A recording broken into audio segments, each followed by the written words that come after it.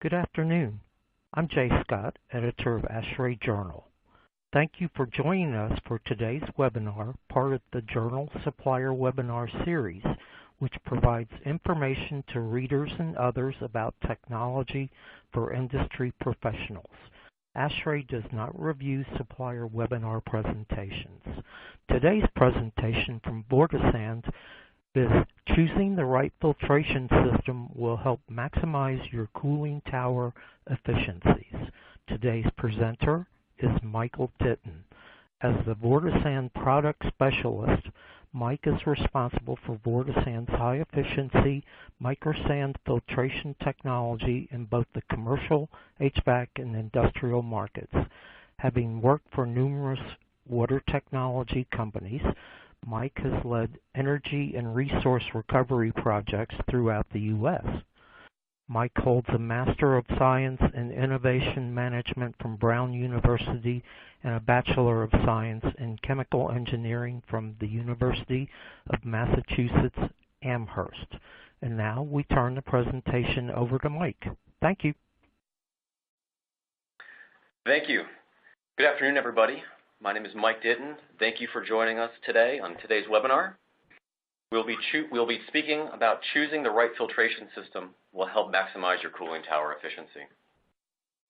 Today's agenda answers important questions on cooling tower efficiencies.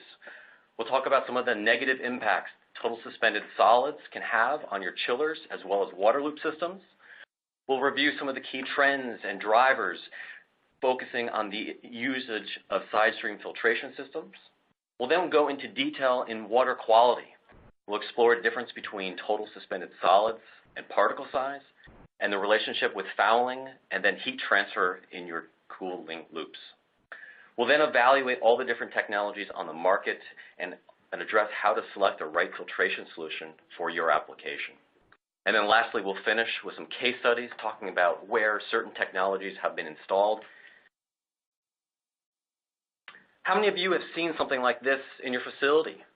From the basins of your cooling tower to the chip scale and fouling in your different fills in your cooling tower packs, to even some of the aspects of fouling within your heat exchangers. How does this occur? Contaminants can enter through many different ways. Dust and debris can enter in through the air to your cooling towers, corrosion byproducts, process intrusion in your cooling loops, or even the makeup water associated with the addition of water into your cooling tower. If you're pulling it from a river, a stream, a well, you potentially could be having high levels of iron and or manganese that could potentially add to fouling. So to begin the presentation, we're going to ask the audience about what filtration method or technology are you currently using today? From high efficiency filtration systems, screen filters, mono or multimedia filtration systems, bag and cartridge filters, centrifugal separators, or even maybe you're not even using filtration at all, and then possibly other. I'll give a few more minutes for you to answer. This really allows us to understand really where the audience is coming from so I can potentially address specific questions for you. I'll give a few more minutes, a few more seconds.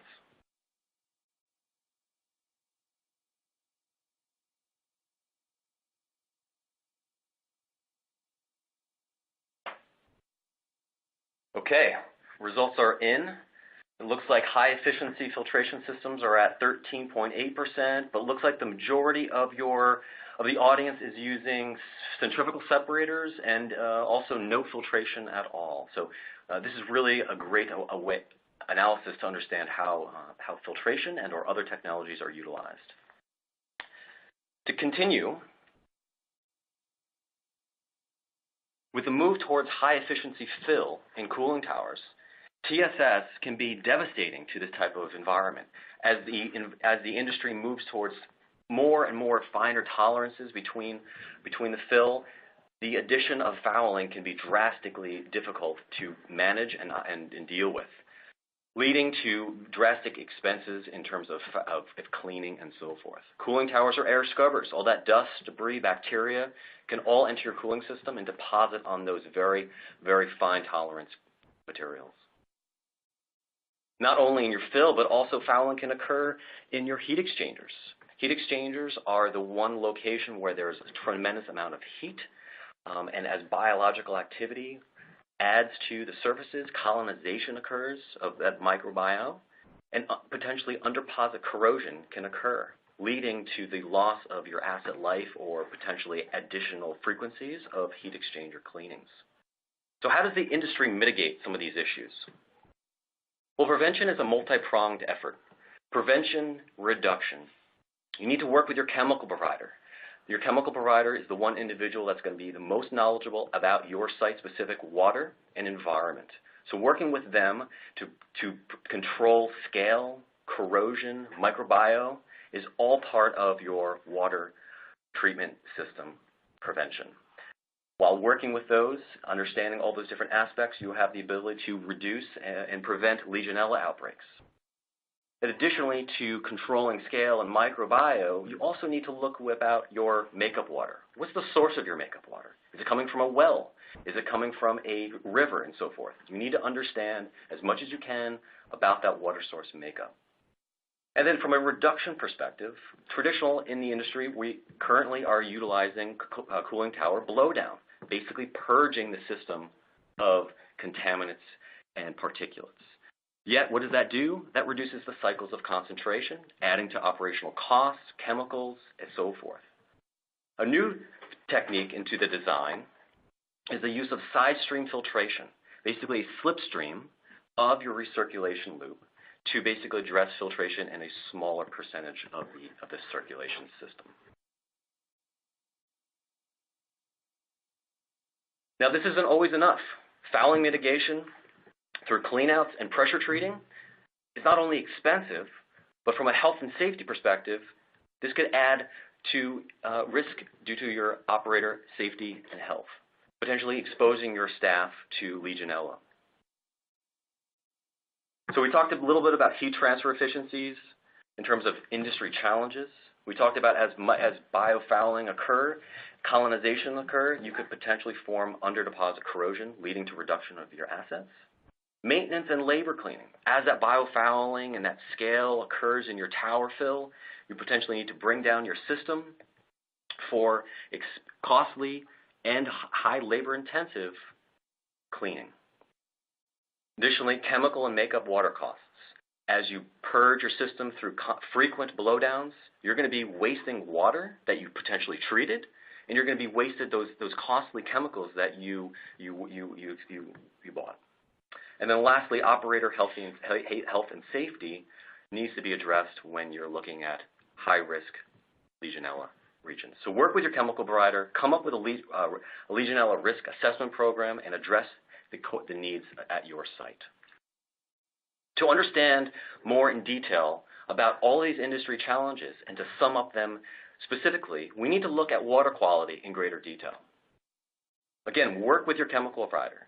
Data is king, and you need to understand water quality as much as possible. So again, work with your chemical provider, take a sample, and get as much knowledge you can about your water. A typical analysis, I'm sure a number of you have done already, provides you with turbidity, TSS, pH, hardness, and maybe even some dissolved components, anions and cations. But let's talk further about particle size. And understanding the difference between TSS and particle size is critical. So for illustrating this, we need to look at how TSS doesn't give you the whole picture. This is a very rough illustration of a concentration of 1 ppm of TSS. You have a vial of water here with one particle, 3 millimeters in size. And on the right-hand side, you have the same vial of volume, yet you have 256 billion particles, 2 microns in size, also correlating to 1 parts per million of TSS. So yes, you have the same, both vials, you have the same concentration of TSS, yet you have drastic difference in particle size, as well as a drastic difference in being able to mitigate fouling. So are these two the same? No. We need to look at what's further detail into the analysis. Now, your cooling system, your water, isn't represented truly in either of these these vials. It's going to be a distribution of particle size. How do we look at that further? What types of analysis can we do? Well, we use analysis called laser particle size analysis to understand the full picture and to correlate TSS and particle size. Here's the output of a particle size distribution analysis. On the vertical left axis here, you have microns. You have size from 1 to almost 100 microns. And then the black horizontal bars indicate the count or frequency of amount of particles at that particle size. And from this, you can take that distribution of data. You can group the counts in certain ranges from less than 1 to 1 to 5 microns and so forth, basically identifying the total counts per cubic centimeter within those ranges. And what we can see from this graph is that over 90% of your particles are less than 10 micron. Now, summing up, this is one important factor here. The total count sum here of 193,000 counts per cubic centimeter is typical for a cooling tower water flow. Remember that in later slides. So why is particle size important? Why do I keep reiterating particles? Well, if you look at how fouling is dependent upon particle size, everything will make sense. Here's a very rough illustration of a metallic surface. So your heat transfer surfaces, your pipes, pieces of equipment throughout, and on the very microscopic level, all metal surfaces are very rough in nature. Understanding that, as water flows across that metallic surface, the large particles will not initially attach. They will basically roll and bounce off that metal surface. Yet the fine particles, the 1 to 5 micron, are the first to cling to surfaces. And this actually can be proven through scientific studies. And here's some literature from Mueller and Steinhagen that actually shows this actual phenomenon in real data. This chart is busy, yet it's a very important fact here, where it shows some evidence relating fouling rate to the total concentration of TSS, as well as the particle size within that TSS. And what we can see here is that the vertical axis shows the asymptotic fouling resistance, or in other words, fouling rate. And as you look at the particle size, each contour of line is represented by a different micron particle size. The inverted triangle, the most horizontal line on the bottom right, shows a contour of 8 microns. And then as you work your way upwards, the slope changes and goes from horizontal to vertical, indicating a faster rate of fouling. So from our takeaway on this is that these small, fine particles are the biggest contributor to fouling. So in conclusion, if the submicron particles, which are indicated here in the red circle, if the submicron particle concentration is unchanged, after filtration, the fouling rate will also remain unchanged. Why is fouling important? Well, fouling is directly correlated to heat transfer. Here's a table on the left-hand side identifying a number of different materials, from copper to calcium phosphate to biofilm, and they're correlating thermal conductivity, or the ability to transfer heat across the surface, measured in watts per square meter Kelvin. Copper is utilized in a majority of your heat exchange surfaces. Why? Because it has an extreme high thermal conductivity. It's the ability to transfer heat across the surface.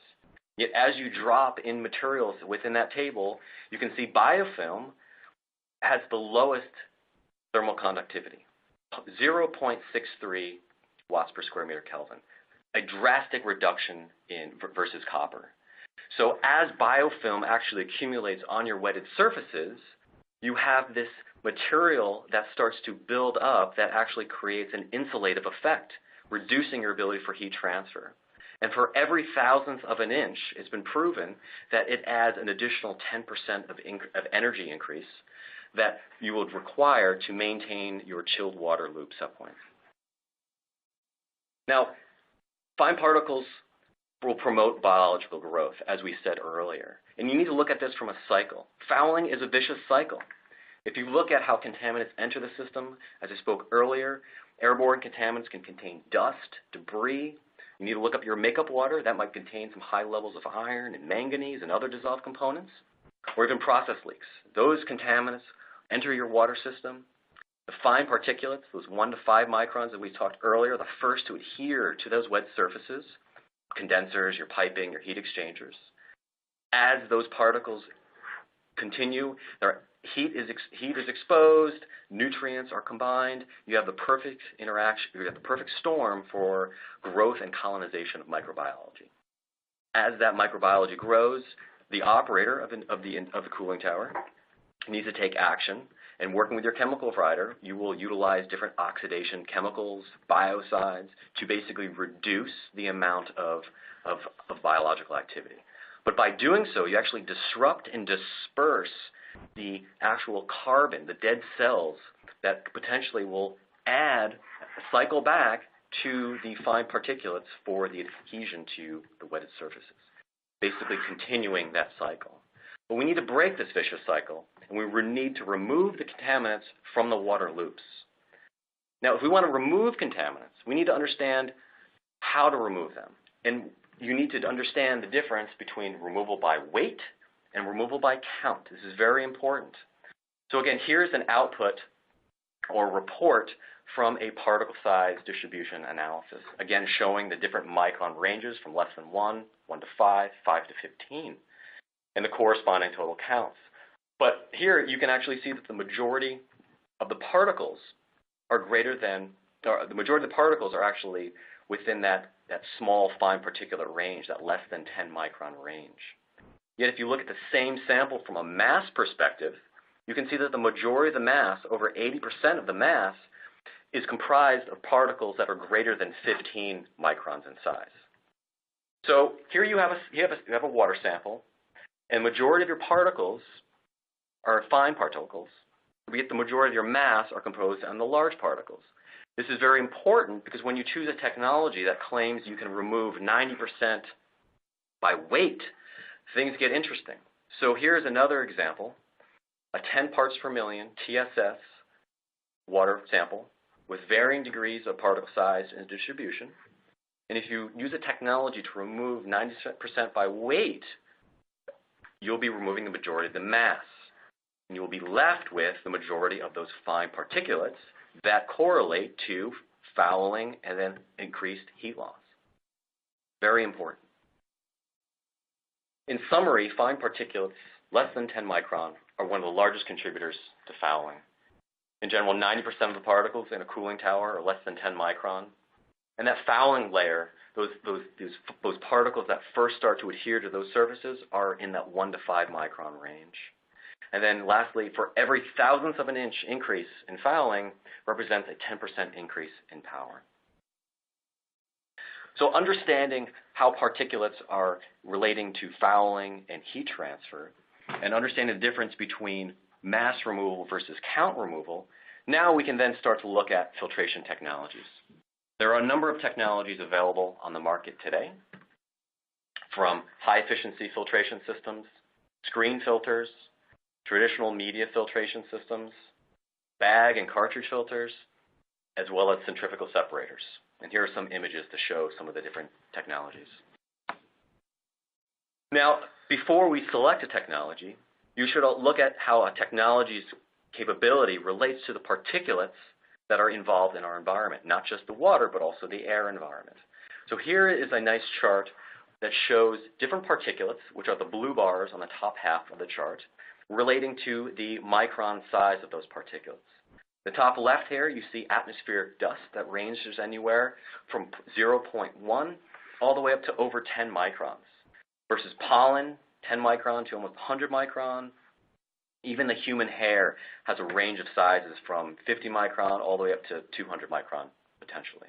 So if you take that understanding of your particulates and you overlay that with different technology capabilities, then you can start to see really what we're dealing with. And if you take the fact that the majority of particles in the cooling tower industry, you can start to understand how technologies are selected. And this blue box, that overlay, can start to see where certain technologies fall within the capability of really solving your fine particulate problem. So from centrifugal separators, media filters, screen filters, bag and cartridge filters, they all can be shown on this type of graph from a removable perspective of particle size. Cartridge filters, bag filters, they are submicron capable, but they're nominal. Due to the size, they require significant amounts of maintenance. You need to change out those cartridges and those bags quite frequently, depending upon the loading and particle size of your water quality. And really, this is best fit for low flow applications, potentially with also low loading applications like chilled loops. Centrifugal separators also is another technology that uses the principle of vortex really to separate the solids from the liquids. It's been through this, you utilize a high pressure pump that basically will allow you to flow the water at high rates to enact a vortex or centrifugal force to use the density of the particle to separate out based upon weight. And yet this is really not effective on systems containing the very fine particles, just due to the nature of the density of the particle, very important. And with that, again, showing a 90% removal by weight really provides inefficient protection for the waters associated with the cooling loops. Again, if you have a sample of 10 parts per million of TSS with varying degrees of particle size as indicated, and you run it through a centrifugal separator or something that removes by mass, you're going to be removing the majority of the mass, yes, but you're going to be remaining with the majority of the fine particulates that are the key contributors to fouling. Disc filters are also another option where solids are trapped between a series of discs. This technology can be comprised or contained within a small footprint, yet can be very difficult to clean if it becomes fouled over time. Self-cleaning screen filters are also another option, and this utilizes a screen or sieve-type filtering mechanism at varying sizes and a continuous filtration down to 10 microns. This type of technology can be contained within a small footprint, also low water use, and also can be capable for very high throughput situations. Media filters, both traditional sand as well as mono or multimedia filters, have the ability to filter down to 10 micron nominally. And really this has a capability for self-cleaning through a backwashing system where you will backwash the filter utilizing a clean source of water. With the requirement of high surface rates, low flux rates will be required, which will add into additional footprint requirements for the technology. And then also with the backwash, since the bed is very deep, it will require a significant amount of flow rate to actually fluidize that bed to eventually remove the particles out of the vessel. So here's just another graphical illustration of what a traditional media filter would look like. As you can see here, there's a number of different components, significant amount of freeboard required for that vertical flow to enter into the vessel. You could have a number of different layers of media, from anthracite to sand to different support mechanisms. It fully adds up, requiring a very deep bed. With a deep bed, that requires a significant amount of backwash flow. With the ability to have this type of performance, you're really not able to really remove those fine particles that are really the core contributor to fouling. And with the need to operate at low flux rates, you really need a significant amount of space required to house all the vessels of filtration. Alternatively, cross-flow high-efficiency filtration is another method of removal available to you today. And the difference here is that vertical flow is directed tangentially across the bed by the patented Vortijet Type H injector. And this is really one of the core components of differentiating between the traditional media. That vertical flow is injected within the vessel.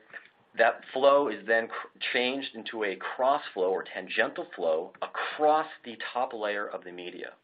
By doing so, you actually scour the top layer, removing any surface blinding, allowing a very free, clean, void-free space for fine particulates to enter into the media bed. By removing that surface blindness, you're you're basically lifting those larger particles back into suspension, allowing for optimal use of your available surface area media. Now the media is also another difference here. The media that we select is a micro sand, a lot smaller diameter in size that allows us to capture those submicron particles. And here's just a very graphical illustration between the two types of media filtration, both high efficiency as well as traditional. On the left-hand side, you have dead-end filtration or vertical flow, where you are actually creating a small cake layer on the top of the media layer that actually will aid in the ability to remove smaller particles. Yet this potentially could cause, over time, surface blinding and fouling of the media, and even leading to potential channeling and loss of performance. On the right-hand side, again, you can see the difference between the headspace as well as the depth of the media. The media that we use for the high-efficiency submicron filtration, utilizing the border sand technology, is a lot shallower bed, only 8 inches in thickness. So you notice two differences here: flow dynamics, cross flow versus dead-end flow, and then the media, the depth as well as the type of media required, coarse versus a very fine microsand. And then if you take that into account of the principles of cross flow, again, the large particles will stay in suspension as you constantly scour the top of the media bed. This prevents surface blinding, allowing for those small, fine particulates to get trapped throughout the bed of the media, not just the top, but throughout the bed of that 8-inch media layer. And this really allows us to reduce the resistance through the media. So combining the cross-flow pattern and the unique microsand technology, you can achieve submicron filtration at high flux rates, or what we call high-efficiency submicron filtration. Now, utilizing the ability to have high flows at high performance, you actually start to develop a number of benefits very different than what certain technologies are out on the market. Utilizing the submicron capability, you're able to have high performance. You're able to get out those fine particulates that are the most prime contributors to fouling, that 1 to 5 micron. By doing so, you're not only removing the potential for biofouling to occur, but you're also reducing the amount of potential requirements of cleaning in your tower and your heat exchangers. So maybe you might be cleaning your tower maybe twice a year. Maybe that potentially could expand to maybe once every 2 years, depending upon your current situation. Now, having the ability to run the filter at high flux rates, from 20 to 25 GPM per square foot, you drastically reduce the footprint required, potentially almost up to 50% reduced footprint compared to other media filters.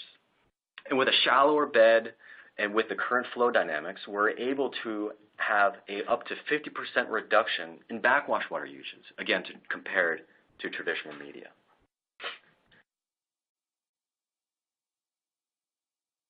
Now, there's a number of different elements to choosing the right filtration method for your situation. When it comes to comparing all the different technologies that we talked about earlier, you need to really look at how these different parameters or elements are compared on an operational and installation perspective.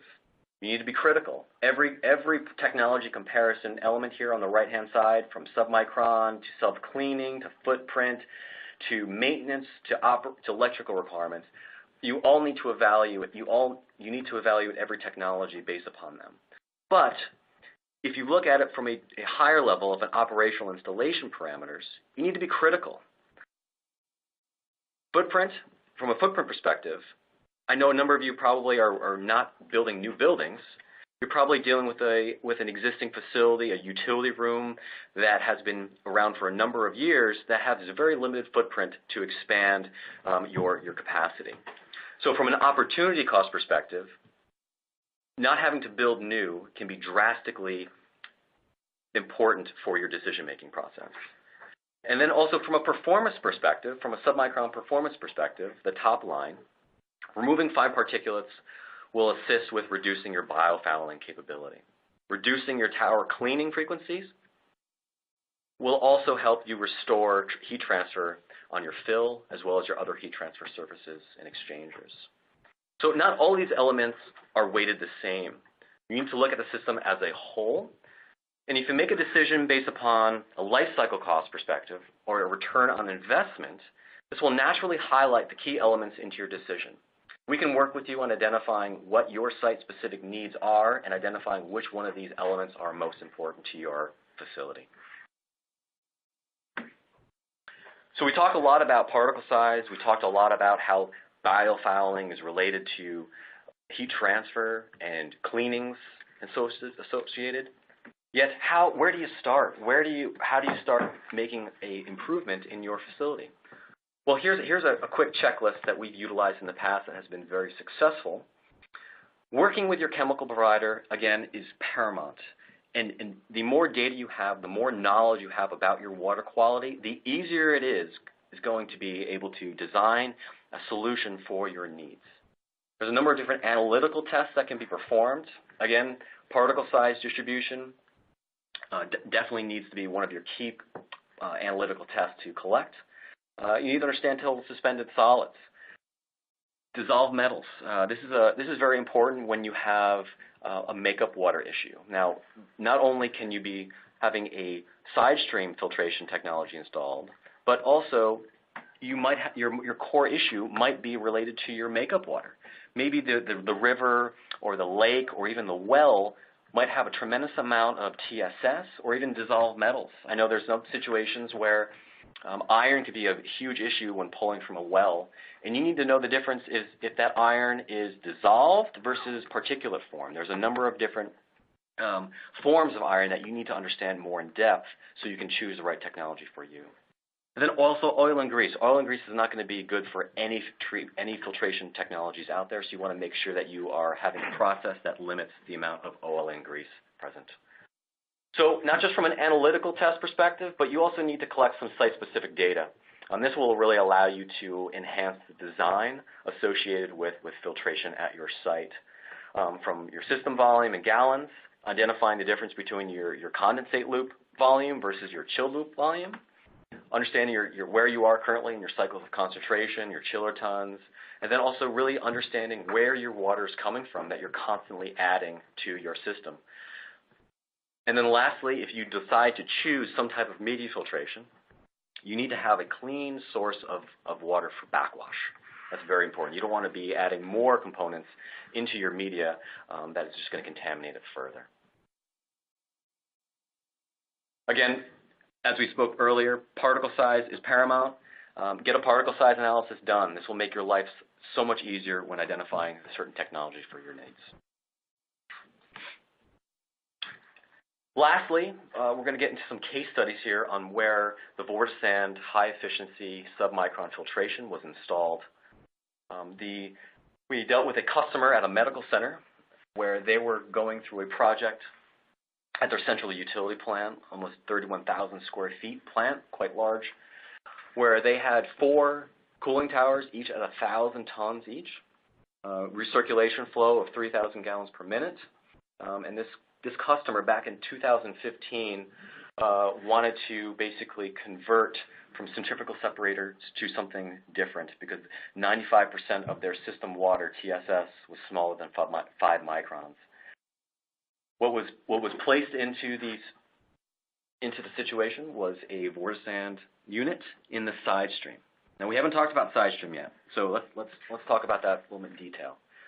Side stream filtration is a best practice as described by the U.S. Department of Energy, and really it's a small slipstream or small percentage of the overall recirculation flow that you're actively filtering. And with utilizing the Vortisand technology, we identify or design based upon 3 to 5% of that total recirculation flow. And we do this because it can reduce the size of the filter, the capital cost, the energy requirements, the piping header size and so forth, and really even the water consumption associated with backwash. And this again is designed based upon your flow, your TSS levels. And you might be thinking, well, how am I going to remove the particles when I'm not filtering the entire flow? I'm only filtering that 3 to 5%. Well, in actuality, you're going to be passing water and those solids over that filter bed. You're going to be turning the water volume over 7 to 10 times a day. So over time, you're going to be removing those particulates, drastically allowing you to remove those fine particulates, allowing you to control your potential biofouling. So in the situation of the medical center, they had a total recirculation flow of 3,000 GPM. And identifying a 5% side stream filtration design, we selected a filter that was able to maximize or to handle 150 gallons per minute maximum. So after the 4 Vortisand units were installed, the customer was able to see a drastic improvement.